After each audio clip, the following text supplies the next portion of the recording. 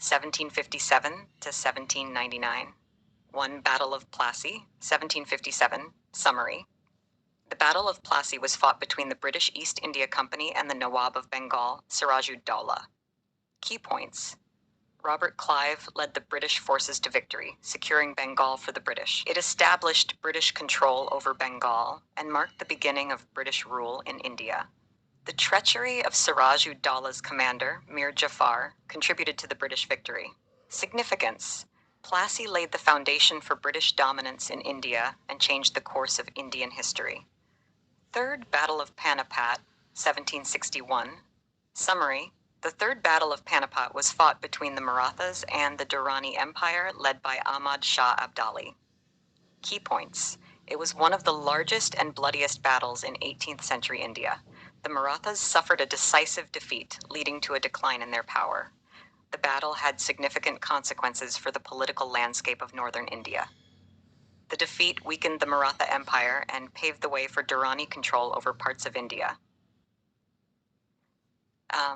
Battle of Buxar, 1764. Summary. The Battle of Buxar was fought between the British East India Company and the combined forces of the Mughal Empire, Oudh, and Bengals. The British victory consolidated their control over Bengal, Bihar, and Orissa. The battle highlighted the superior military tactics and weaponry of the British. It paved the way for British expansion in eastern India.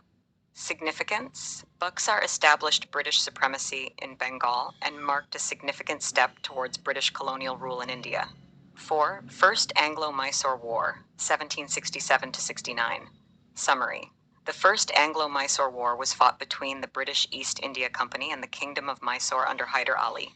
Key points. The war ended inconclusively with the Treaty of Madras. It highlighted the military prowess of Hyder Ali and the challenges faced by the British in southern India. The British sought to curtail Mysorean expansion in the Carnatic region. Significance. The war laid the groundwork for future conflicts between the British and Mysore. 5. Second Anglo-Mysore War, 1780-84. Summary. The Second Anglo-Mysore War was fought between the British East India Company and Mysore, led by Hyder Ali and later his son Tipu Sultan. Key points. The war saw initial successes for Hyder Ali, but ended inconclusively. It highlighted the rivalry between Mysore and the British in southern India.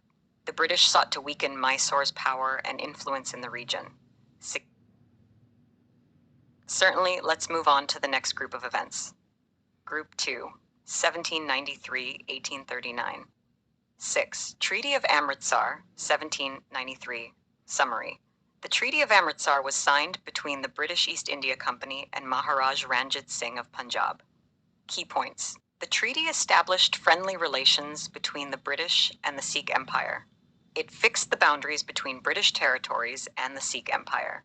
Ranjit Singh agreed not to interfere in the affairs of the British territories. Significance. The treaty helped maintain peace along the British-Sikh frontier and secured British interests in the region. 7. Death of Tipu Sultan, 4th Anglo-Mysore War, 1799. Summary. Tipu Sultan, the ruler of Mysore, died fighting against the British in the 4th Anglo-Mysore War. Key points. Tipu Sultan was a fierce opponent of British expansion in southern India. His death marked the end of Mysorean resistance against British rule. The British annexed Mysore, further consolidating their control over southern India. Significance. Tipu Sultan's death symbolized the defeat of indigenous powers by the British and their allies. 8. Treaty of Bassein, 1802. Summary. The Treaty of Bassein was signed between the British East India Company and the Peshwa Bajirao sect of the Maratha Empire. Key points. The treaty made the Peshwa a subsidiary ally of the British. It granted the British control over Maratha foreign relations and territories. The treaty led to tensions within the Maratha Confederacy and contributed to its decline. Significance. Bassein further weakened Maratha authority and facilitated British expansion in western India. 9. First Anglo-Sikh War, 1809. Summary. The First Anglo-Sikh War was fought between the Sikh Empire and the British East India Company. Key points. The war resulted from tensions between the Sikh Empire and the British over territorial disputes.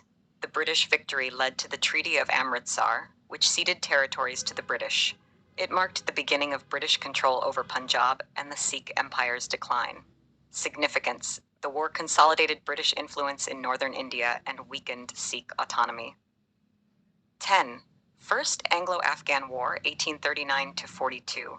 Summary: the First Anglo-Afghan War was fought between the British East India Company and the Emirate of Afghanistan. Key points: the war was triggered by British attempts to install a puppet ruler in Afghanistan. British forces suffered a disastrous retreat from Kabul, resulting in heavy casualties. The war highlighted the difficulties of British military intervention in Afghanistan.